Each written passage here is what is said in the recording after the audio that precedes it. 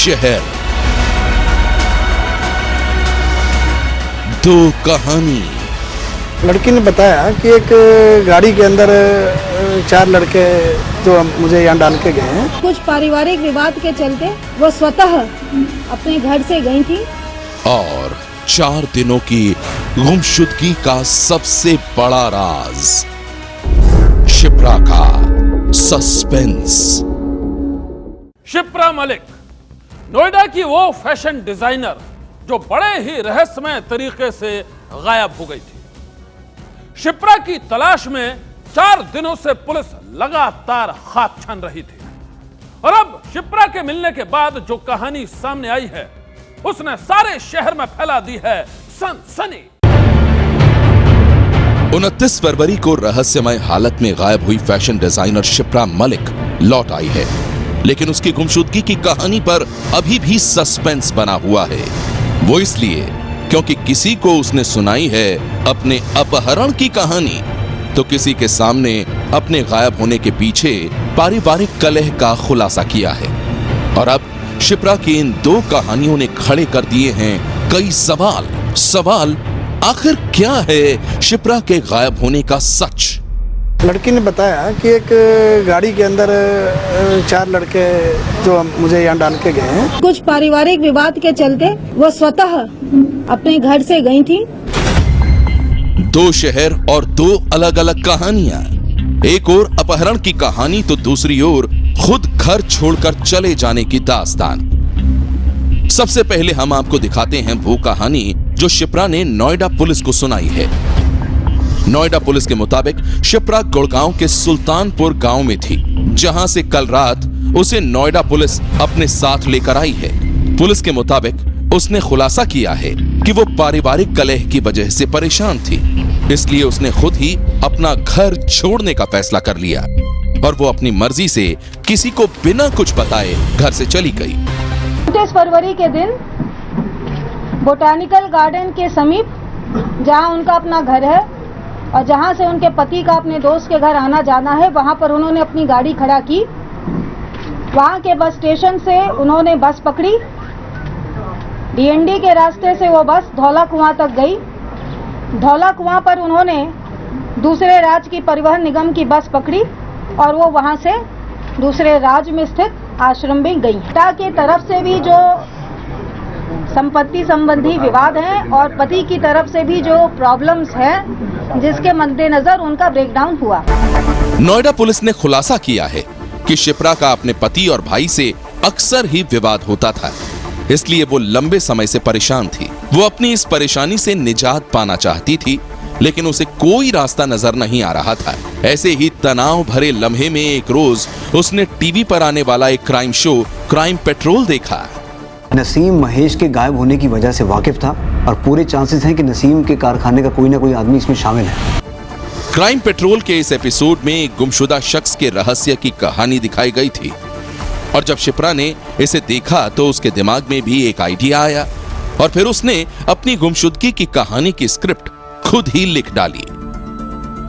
नहीं, उनका ये कहना है कि उन्होंने कुछ दिन इस पर सोचा था और सोचने के उपरांत कतिपय चैनलों पर आ रहे प्रोग्रामों के आधार पे उन्होंने कुछ प्लानिंग की। दिन ये कहीं है, उससे एक रात पहले क्राइम पेट्रोल का एक एपिसोड था, बिल्कुल सेम ऐसे ही था। क्या उन्होंने बताया कि उन्होंने वो एपिसोड देखा? वही उसी एपिसोड की वो बात बता रही है। नोएडा पुलिस का साफ कहना है कि शिप्रा का अपहरण नहीं हुआ था, वो अपनी मर्जी से अपना घर छोड़कर चली गई थी।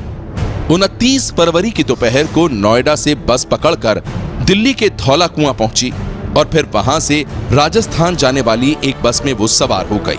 राजस्थान में वो जयपुर और सीकर के बीच पड़ने वाले खाटू श्याम जी आश्रम में जाकर रुकी थी, लेकिन इस दौरान उसने टीवी पर अपनी गुमशुदगी की खबर देखी। उन कहानियों में उसने अपने 16 महीने के बेटे का उदास चेहरा देखा तो मां का दिल पसीज गया और फिर उसने घर लौटने का फैसला कर लिया।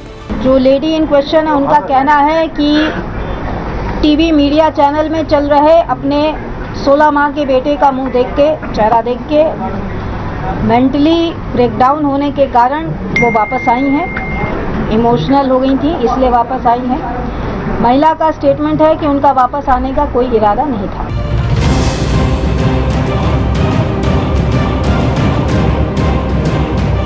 इतना ही नहीं, नोएडा पुलिस के मुताबिक शिप्रा ने उनके सामने उस कॉल का भी खुलासा किया है जो उसने दिल्ली से पुलिस कंट्रोल रूम यानी 100 नंबर पर की थी। वो कॉल 7 सेकंड की थी। उस दौरान शिप्रा की पुलिस से बात नहीं हो पाई थी और पुलिस को की गई शिप्रा की वो लास्ट कॉल कई सवाल खड़े कर रही थी। लेकिन नोएडा पुलिस का कहना है कि शिप्रा ने पूछताछ में उस कॉल के पीछे की असली वजह का खुलासा किया है। लाजपत नगर की जो कॉल है वो उन्होंने खुद किया था और चूंकि वो इस मनस्थिति में थी कि संभवतः लौट कर नहीं आती, तो उन्होंने कॉल किया था उनके कथन के अनुसार ये कहने के लिए कि मैं अपनी मर्जी से जा रही हूं और इसमें मेरे पति और उनके परिवार वालों को तंग ना किया जाए। शिप्रा मलिक ने पुलिस को जो बयान दिया है उसके मुताबिक 29 फरवरी को सबसे पहले वो बैंक गई, जहां पर उसने लॉकर में अपनी तरफ से कुछ सामान रखा और उसके बाद उसने अपनी गाड़ी सेक्टर 29 में खड़ी करके बॉटैनिकल गार्डन से एक दूसरे राज्य की बस ली, जहां से उसने धौला कुआं से फिर दूसरे किसी अन्य राज्य की बस लेकर वहां से चली गई। लेकिन इस बीच वो लाजपत नगर कब गई और उसने लाजपत नगर से पीसीआर कॉल कब की, इसके बारे में पुलिस कोई साफ जवाब नहीं दे पाई। नोएडा पुलिस के मुताबिक शिप्रा ने गायब होने से पहले अपनी कार को अपने घर के पास छोड़ा।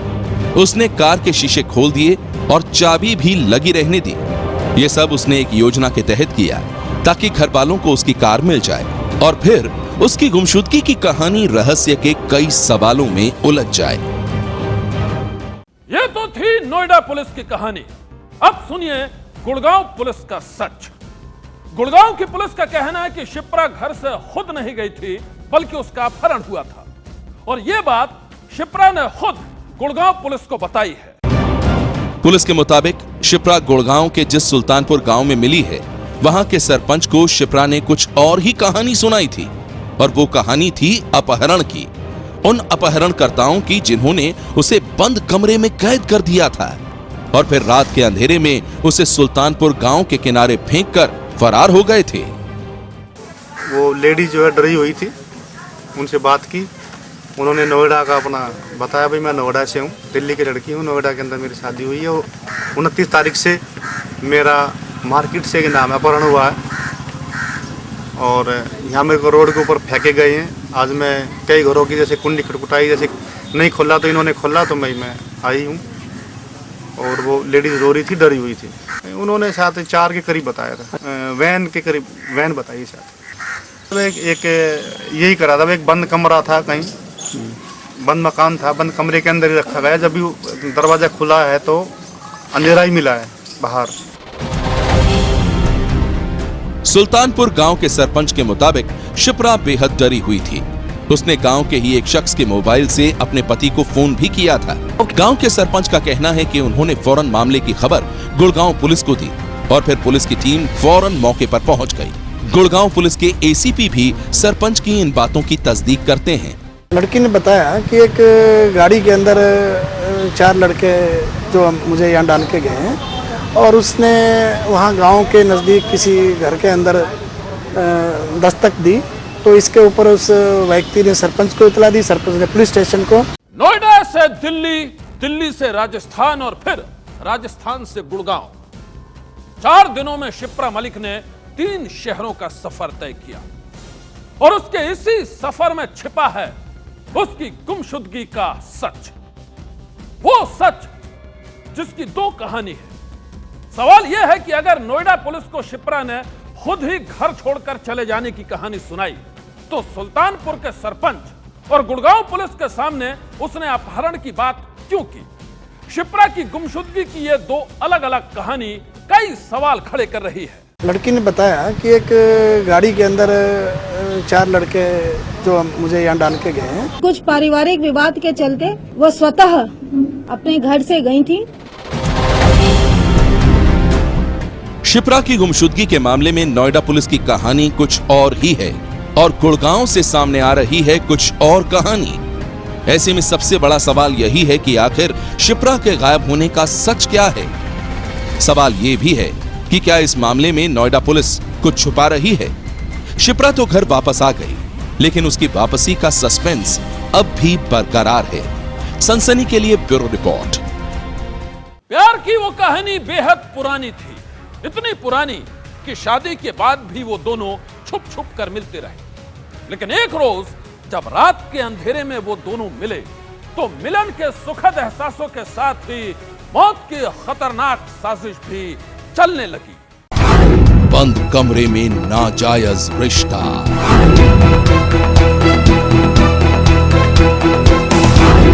बंद कमरे की खतरनाक साजिश। आज मैंने एक फिल्म देखी है और फिल्म के उस हीरो की तरह मैं भी तुम्हें टूट कर प्यार करना चाहता हूं। पहले मैं तुम्हारे हाथ बांधूंगा, फिर तुम्हारे पांव बांधूंगा और फिर देखना मेरे प्यार में कैसे गुजर जाती है ये रात।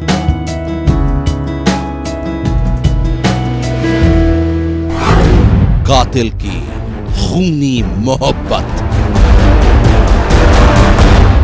दिल दहला देने वाली ये दास्तान यूपी के बाराबंकी की है, जहां ताहिर नाम के एक शख्स ने किसी फिल्मी अंदाज में अपनी ही प्रेमिका राबिया बानो उर्फ रानी का कत्ल कर दिया।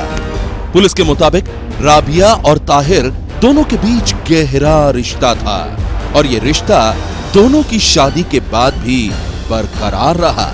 राबिया ताहिर को बेहद चाहती थी, लेकिन वो ये नहीं जानती थी कि गुजरते वक्त के साथ उसका ताहिर बेहद बदल गया है। पुलिस के मुताबिक कुछ दिन पहले ताहिर ने आम के एक बगीचे का सौदा किया था और इसके लिए उसे पैसों की सख्त जरूरत थी। लेकिन काफी कोशिशों के बाद भी जब ताहिर पैसों का बंदोबस्त नहीं कर पाया तो उसने राबिया को ही लूटने की साजिश रच डाली। तारीख थी 29 फरवरी। ताहिर देर रात राबिया के घर पहुंचा। तब राबिया के तीनों बच्चे दूसरे कमरे में सो रहे थे। ये देखकर ताहिर ने राबिया से कहा, आज मैंने एक फिल्म देखी है और फिल्म के उस हीरो की तरह मैं भी तुम्हें टूट कर प्यार करना चाहता हूं। पहले मैं तुम्हारे हाथ बांधूंगा, फिर तुम्हारे पांव बांधूंगा और फिर देखना मेरे प्यार में कैसे गुजर जाती है ये रात। पुलिस के मुताबिक ताहिर के प्यार में डूबी राबिया ताहिर की साजिशों को समझ नहीं पाई। उसे लगा कि उसका प्रेमी हाथ पैर बांधकर फिल्मी अंदाज में उसे प्यार करेगा, लेकिन हुआ ठीक उल्टा। ताहिर ने जैसे ही राबिया के हाथ पैर बांधे, मुंह दबाकर उसने उसका गला भी रेत दिया। पुलिस के मुताबिक राबिया की हत्या के बाद ताहिर बेहद घबरा गया था। इसी बीच दूसरे कमरे में सो रही राबिया की एक बेटी भी जग गई। ये देखकर ताहिर वहां से भाग गया, लेकिन भागने की हड़बड़ी में वो अपना मोबाइल वहीं भूल गया और फिर उसी मोबाइल ने उसके खूनी खेल की पूरी कहानी का खुलासा कर दिया। पकड़े जाने के बाद ताहिर ने भी अपना गुनाह कबूल कर लिया। ऐसे क्या हुआ था? आपने मारा था उसको? जी सर। कैसे? छुरी से सर मारा। छुरी से मारा। क्यों? आखिर क्यों? कारण क्या था? सर पैसे के लिए ज़रूरत थी, पैसे के लिए। कितने पैसे के लिए? यही 40-50 हज़ार। क्या करते हो आप? लकड़ी कटवाते थे। लकड़ी का काम करते थे। महिला के जेवर लेके जाने का उद्देश्य था, लेकिन वो महिला की एक बच्ची जग गई, जिसके कारण वो जेवर नहीं ले जा पाया और उसने पहचाना न जाए उस डर से उसने महिला का उसका हत्या कर दी। पैसों के लालच में अपनी ही पुरानी प्रेमिका राबिया की हत्या करने वाला ताहिर सलाखों के पीछे है, जबकि उसकी खूनी साजिशों के खुलासे से इलाके के लोग सन्न हैं। सनसनी के लिए बाराबंकी से सतीश कुमार की रिपोर्ट।